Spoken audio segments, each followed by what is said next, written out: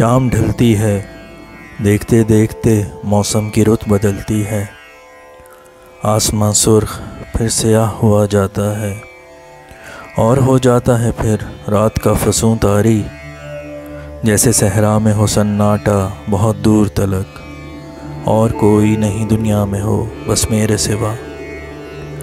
बस ये तन्हाई, ये सन्नाटा, ये खामोश हवा, भरी दुनिया में फ़कत मैं हूँ और है तन्हाई।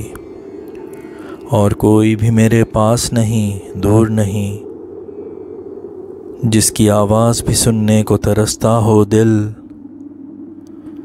जिसकी नफ़रत या मोहब्बत में तड़पता हो दिल।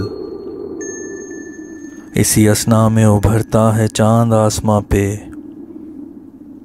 और तारों के हंसी झुरमट में जैसे वो खेलता हंसता हुआ गुज़रता है।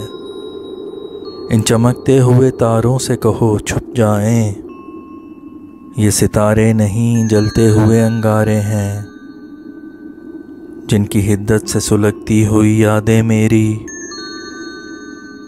बन के शोला सा मेरे दिल में भड़क जाती हैं। चांदनी बन के तेग दिल में उतर जाती है, और फिर चांद घटा में कहीं छुप जाता है। शमा जलती भी है, हर सिमत फिर अंधेरा है। न जाने किस कदर तवील अभी रात है ये, न जाने दूर कहाँ और किधर सवेरा है।